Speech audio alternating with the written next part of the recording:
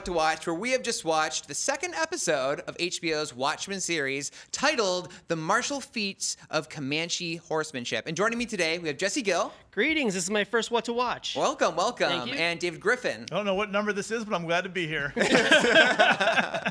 Okay, so right off the bat, I just want to know, what did you think of episode 2? It was amazing. I loved the first episode. I was hooked right away. The second one ramped up the action, deepened the mystery. I'm totally on board. On board. Yeah, I was on board in episode 1, but this is the one where it's like, okay, some of the pieces of the puzzle started to fit together. It's like, okay, I think I can see where this is going, and I'm excited to see more. So right now, I am definitely a Watchmen fan. Yes, I'm on board with you guys. I think the first episode had a lot of great ideas, but didn't really execute a great episode of television. This was a lot tighter, even though it still had a lot of those big ideas, and it built on the mythology that it established. I finally know what the show is about a little more, so it's definitely really interesting. Speaking of interesting, this character Will... Oh my gosh, let's talk about what's going on, because that was sort of the through line of this episode of learning all about this character. And from where it starts with him being the man that claims to have murdered the chief of police, and so at the end is Angela's grandfather. That's crazy. What'd you guys think? Lindelof has kind of said this is a remix of all the Watchmen elements. So I'm kind of trying to approach this like, how do you look at this through the lens of the original Watchmen? The whole story was, in the original Watchmen, was trying to figure out who killed the comedian. In this one, the comedian is supplanted by the police chief instead. He's the one who dies in the first episode, but we know right away who killed him because the person is stepping forward and saying, hey, it was me. Doesn't mean there's no mystery. There's still a mystery, but they took those elements, remixed them, represented them, and now all of a sudden we have a really cool mystery to dive into. Yeah, it started with the Tulsa riots, and Will was the survivor. So really the question of the show is who is this character, and how does that tie in to the deep, insidious conspiracy that he claims is at play in Tulsa in the present? I think the whole fascination for me is just Lindelof's grounding the series in that historical aspect. I mean, you have the Tulsa riots. It looks like Will's dad, or at least his connection to World War II events that was going on. It's just really fascinating to see how he's connected to historical events, but he has friends in high places, which pretty much delivered one of the best mic drops I've ever seen on TV of him just getting, whisked away by a craft of some kind. It was a great moment because it's like, who is this guy? Wait, no, he does have friends in high places. And we also see that what he says has some weight to it, because earlier in that episode, as he's, kind of in custody almost unofficially, he says, someone's going to rescue me. And so when he says that he was the one who killed the sheriff or killed the chief, you have to kind of take him seriously. I think you do. Yeah, it's just, he said skeletons in the closet. He didn't mean maybe literal closet, but he's Yoda. He speaks like Yoda. He speaks in like some metaphors and, and rhymes, and like you're not really sure, like, can I trust this guy? But his words do carry weight, so he's an important character, not just some silly old man, even though he might act like that sometimes. And whether he meant for Angela to find what she found in the closet or not, he was the one who sent her on that quest. She did it. So again, she has to take pretty much everything that he says pretty seriously. And that's all not even taking into account the fact that he turns out to be her granddad, which is kind of crazy. Yeah, that's a whole other mind-blown moment of if, when you think about it, like, oh, of course, that kind of makes sense to why he would seek her out, and like they have to have some sort of relationship. That's of course something in Watchmen that we're used to with like the comedian and Silk Spectre, or that momentous revelation between those characters. Now we had a similar one here, but I do want to ask about who do you think Will is? Like, I think his identity is going to be it's more than the fact that he's Will, he's survivor of these Tulsa riots. Who do you think he is in the larger grand scheme of this Watchmen show? I don't know, but the way the first episodes have gone, I feel like we're going to get little flashbacks of Will's story in each episode. And I think maybe he started off as a nobody, but then because of his life and the crazy experiences he's had, he's run into some interesting people up there. And that's kind of just made him who he is today. But I don't know. I have no idea who he could be. I think he has some association with the original Watchmen because, as you keep saying, he keeps like looking up to the sky and he's saying, I have friends in high places. I think he meant that literally. And the reason I think this is because I think that's the original owl ship that picked up the car and like whisked him out of there at the end, because as we've seen, owl ships have been like co-opted by the police, and they just have taken Night Owl's technology and turned it into, looks like standard issue like aerial pursuit vehicles. And we saw those X-ray goggles, like those look like the Night Owl goggles. So I definitely think that whoever is the one who saved rescued Will, has the original ship, because Damon Lindelof in an interview said that he explained that all about the owl ships have been co-opted by the police, but that the original one, like the Archimedes, like Archie, is still out there somewhere. And I think that whoever is driving the original ship, whoever inherited it, maybe there's like a third generation night owl or some survivors of the original Watchmen. They are the ones who are orchestrating this with Will. And because Will has everything planned out, like down to the second. He even set a timer, right, that rang, it like dinged, and then the phone rang. Like he had this all mapped out and was like manipulating Angela. Who else in the Watchmen universe has that kind of mastery of time? Dr. Manhattan. Dr. Manhattan. You know, they did make a very, very overt. They kept saying it over and over again that Dr. Manhattan cannot look like us. Like, that's silly. Why couldn't he? He can manipulate. I thought the same thing. Time, matter, and energy and anything. Why couldn't he just change how he looks? He's basically a god. He already talked. Last time we saw him in the comic book, he talked about wanting to go off and create his own life. If you can do that, why can't you just make yourself look like a human? And in the book, he changes the shade of his blue. Oh, yeah. When he goes on TV to like match the cameras or whatever. But if he can do that, why can't he just be a human? I thought the same thing is what I'm saying. Yeah. Who do you think Will is? I don't think he's Dr. Manhattan, though I do think there are kind of little clues that are sprinkled out. I think there's a few different clues to kind of point you in a few different directions. My main theory at this point is that he is the original Hooded Justice. Go on. On the surface, he's wearing the maroon, he's wearing the purple, the violet, which is kind of the outfit that Hooded Justice wears. In terms of the past, the kind of the historical superheroes in this universe, so far in the first two episodes, we've seen more of that from Hooded Justice than really any of the others. And I think that's because they're trying to set up this story of like why this 105-year-old man, and that timing works out, if you do that math, why he's still around, how he could have possibly hung the chief. But if he was an ex-superhero, maybe those things are a little bit easier. And I think there was kind of a misdirect in this last episode where we cut away to that episode of American Hero Story. American Hero Story. And we see, again, the story of Hooded Justice. And they show us the strong man who is face down in the water. But they also mention, that's what I needed people to think, is that I was dead. But we also see a shot of the Hooded Justice like talking to the bartender after he saved the day, and the man underneath that mask is a white man. But as we talked about in the newsroom earlier today, that wasn't like a real moment. That was a televised moment where they kind of basically tried to recreate it for TV for this in-universe TV show. So I think it's very possible that the original Hooded Justice could be Will, and vice versa. Yeah, in the comics, Hooded Justice, again, you can see through his eye slits, and we never find out who he is in the comics. There's some clues who we think you may have figured out who it is, like the strong man, but they never actually say. But as far as this, Watchmen sequel on HBO is concerned, it's someone else. Like, his identity is a mystery. And hey, who's to say they couldn't say what we saw in the comic wasn't quite right? What we saw in this, TV adaptation of the Minutemen that takes place in this show within a show, is right as well. So I think definitely there is a chance that Will could be Hooded Justice, even because Hooded Justice wears a noose around his neck, right? And he claims he hung the chief of police. Even just practically speaking, how would he have hung this guy from a tree? I think...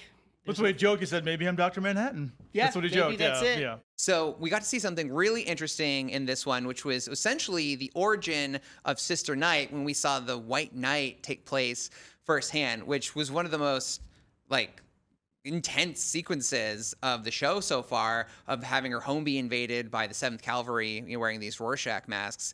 And first it was awesome to see, Regina King do a little action and take out this guy, but then get caught off guard and get blasted. She wakes up in the hospital. And that's where we learn a lot of details. And in this, I think it's really interesting because it really paints a very clear picture to how and why she's dressed up as a costume vigilante. And as she tells someone else during the show, it's that she's no longer part of the police force. At least people think that, right? And she took a costumed. I think everyone who has a costume persona is someone who was outed in the White Knight and then now has to claim publicly that they're not part of the police force, but still want to be part of it, and they have to come up with a superhero persona. And I think maybe all new cops just wear the yellow mask, and maybe their data has been secured, so hopefully there's not a White Knight part 2. But yeah, what do you guys think of that? I think the whole scene, what interested me is what we didn't see. We see the gun up to her face, looks like a double barrel shotgun or something was up to her face, and then it cuts, and then she's in the hospital recovering.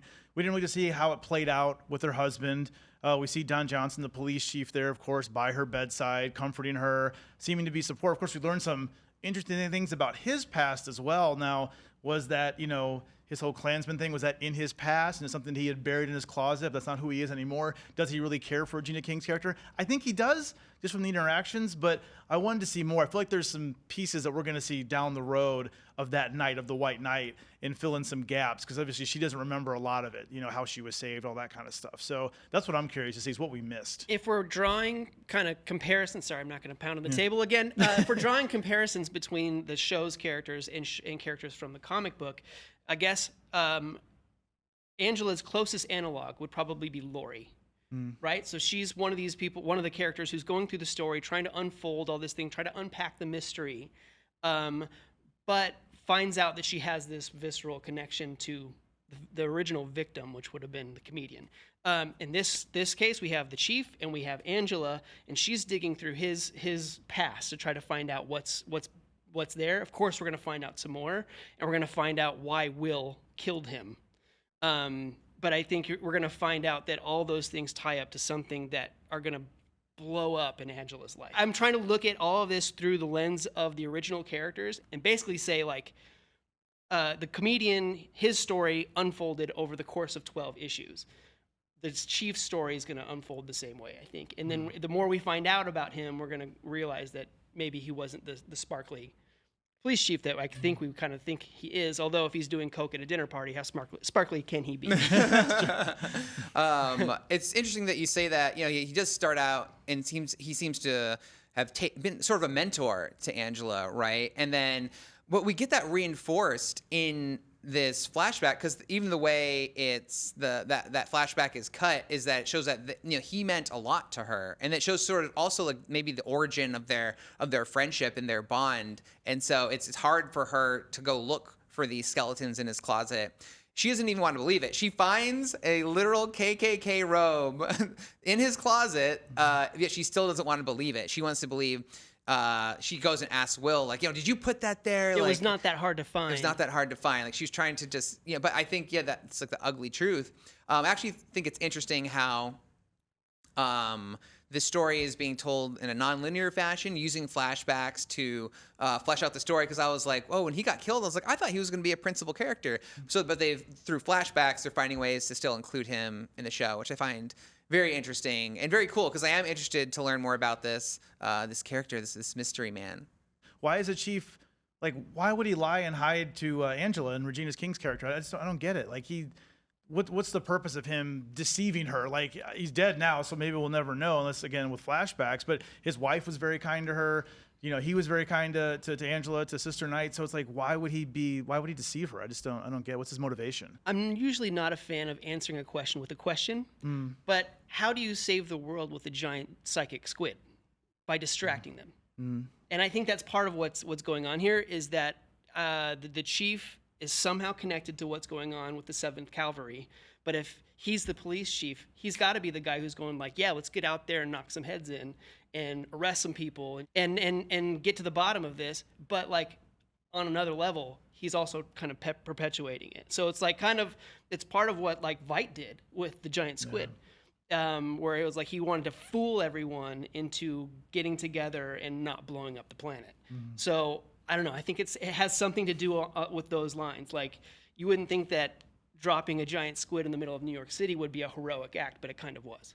Yeah, the fact that Will killed him made me think that maybe he is part. I think he definitely is part of the like insidious plot that's going throughout Tulsa, and maybe he knew why Angela was special, that she was a descendant of Will and what happened at Tulsa, and was trying to take her on as a mentoree, just to control her and keep her from the truth. But now the truth is out. But yeah, there's one other part of this episode that I really want to talk about, which is the play of the watchmaker's son, where Jeremy Irons' character, who they've not officially said in any official capacity is Ozymandias, but we all figure is Ozymandias, so I'm going to call him Ozymandias. He retells the origin story of Dr. Manhattan in the most horrific way possible, because he has his two what I think are just like servant clones that he probably created, reenact it, and then he literally burns one alive, which I don't know why I'm laughing. It was a really monstrous thing for him to do. I laughed too. But okay, so I'm not the only monster. We're all monsters here. But yeah, so what was the purpose of that scene?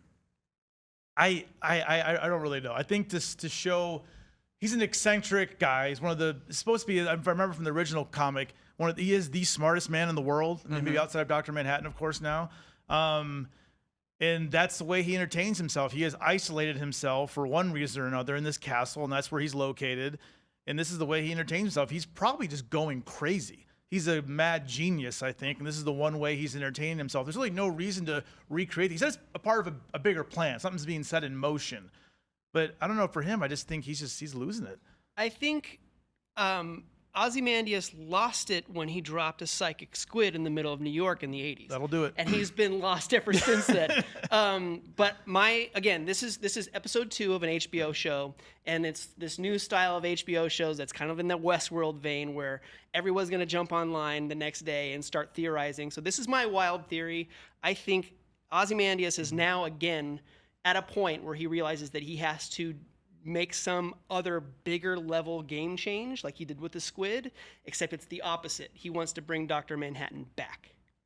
Ooh, so he's like That's intensely kind of studying and like absorbing himself in Dr. Manhattan's life and his origin. In some way, and I don't know that the play is a direct like call out necessarily, but I think that's why he's ruminating on the story of Dr. Manhattan, like you're saying, and the history of Dr. Manhattan is because he's planning again to do something crazy, and instead of driving him away from Earth, which is what he did the first time, his plan now is to bring him back. What we saw in the Watchmen comic that ended with him, in air quotes here, saving the world with this whole plan. I think that was part 1 of his plan. And now he's waited, and like decades later, he's like, okay, now it's time for part 2. Because even, I think, taking out that watch that was in the incinerator, he took it out and it had stopped. And I think when he flicked it again and it started ticking again, that was almost a sign that like, okay, his plan is back in motion. Absolutely. Which to me, like, that's so exactly what that was. Everything going on right now, I think is ultimately going to tie into like Ozymandias' plan part 2. I don't know what the plan is. It was all I don't know part how it of the ties. same huge plan. Yes, it's all one large master plan. This is Act 2 of the plan. But I don't know what it's gonna have to do with the Tulsa characters. He's very isolated from the main events. Like, are we ever gonna see him like have a scene? And he's presumed dead. Correct. So because there's the newspaper clipping, there's a few on HBO's website. There's some extra supplemental material that they're putting out, and it all refers to him being presumed dead, which he's clearly not. Well, I think so much of the show so far is somewhat grounded in reality with references to these seminal historical events that have happened over time, even ones that we're not as familiar with.